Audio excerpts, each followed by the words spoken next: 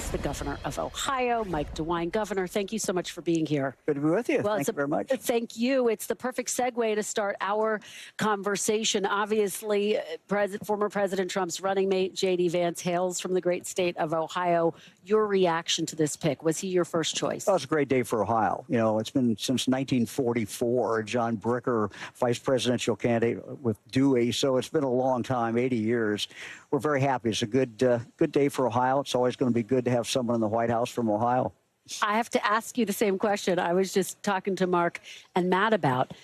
There is skepticism inside the Republican Party that J.D. Vance will expand the Republican tent. In other words, he's seen as someone who really is doubling down on being Donald Trump, on the MAGA movement.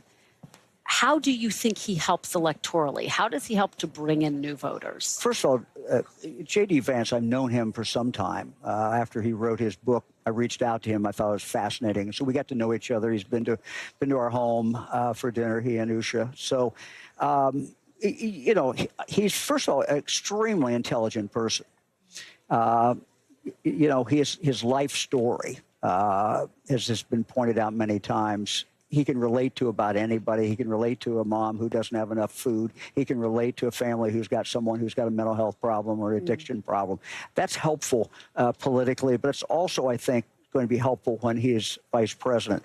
Going through trauma yourself, seeing your family go through trauma, it just makes you a different person. The other thing I think you're going to see with J.D. Vance is he will continue to learn as we all do through life, and he will continue, I think, to evolve in some ways. But yes, the president made a decision to put someone on the ticket who is very similar to him in positions. There's no doubt about that. But you know, some of these debates are going to continue very much. The issue about Ukraine. Look, I feel very strongly that we have it. It is in our national interest to protect Ukraine, to give them the support that they need.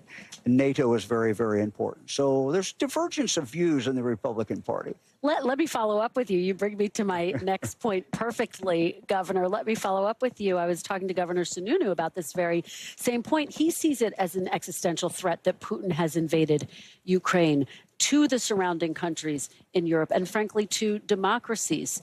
Does it concern you that the entire Republican ticket takes a rather isolationist view as it relates to intervening and sending more aid to Ukraine?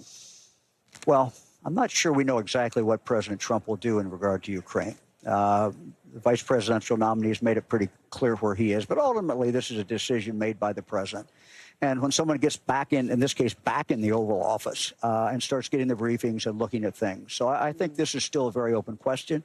We still certainly have many people in the United States Congress who feel we absolutely must help Ukraine. Not only is it the right thing morally to do, but it's in our national self-interest. A strong NATO is in our national self-interest. So this debate and conversation, let's say, will continue to go on. Well, and former President Trump has said he can end the war in Ukraine in 24 hours. When he makes those types of statements, do you believe him or do you think that that's wishful thinking? Well, we'll see what happens when he takes office. Again, once you're back into the office, you know, we'll see. But we can only hope that, you know, he will see the wisdom of helping Ukraine. It's just vitally important to us. Well, you talk about tough decisions. You've got a tough one ahead of you if they are to win the White House. It's a pretty pleasant decision to have, actually. So. Well, yeah, that's a fair point.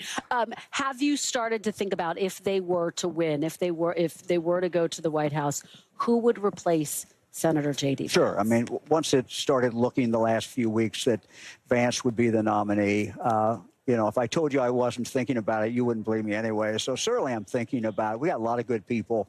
Our focus now is getting Bernie Moreno elected to the United States Senate. We have 3 Supreme Court justices in Ohio to get elected. We've got a couple of congressional seats that are very, very contested. So that's where our focus has to be in Ohio. Do you care to share your short list with us of people? No, but look, I served 12 years in the United States Senate, as you know. So I think I have some idea of what it takes. What does it take? What will you? Look, it takes someone who wants to work. I mean, it takes someone who it is not just about giving speeches, but someone who will do the nuts and bolts work and work for the state of Ohio and work for the United States, work for this country. So that's what I'm looking for. Look, it also has to be someone who can win a primary. It has to be someone who can win a general election. And it has to be someone who is willing to take on 2 races in a row. I'll point this person. They will run again in 2026. They'll run in 2028. That's tough. Nonstop campaigning for 4 years is not easy. Vivek Ramaswamy says he is interested in the seat potentially. Is he someone who's on your list? Are you eyeing him? We have a lot of good people, and as I've said, you know, I don't even have a. They asked me if I have a short list. I said, look, I don't even have a long list yet, so we'll get to that. You'll get to that. You're not quite there yet. In time. All right. Time. Yeah. Well, look, we're going to hear from Nikki Haley tonight, as well as Governor Ron DeSantis. What are you anticipating? Let me ask you about Nikki Haley specifically, because her voters could, quite frankly, be decisive in terms of who wins the White House in November. What will you be looking for in terms of her messaging to her voters and to the crowd here? Well, look, conventions are where we get together. This is where Democrats get together. It's where Republicans get together. This is going to be a unity speech, I'm sure. I've not talked to her. And that's what it should be. That's what we expect at a convention like this. But again, you know, she took a different position in regard to Ukraine. She's taken a different position in regard to things on foreign policy. I would hope that she would not back away from that. But I don't expect her to come in here and start a fight with the president, with our nominee. Look, this is a time when we come together. We're Republicans. We're here. We want to go election. All right. Governor Mike DeWine, thank you so Good to be much. with you. Thank you. Great to have you. We really appreciate your taking time for this conversation.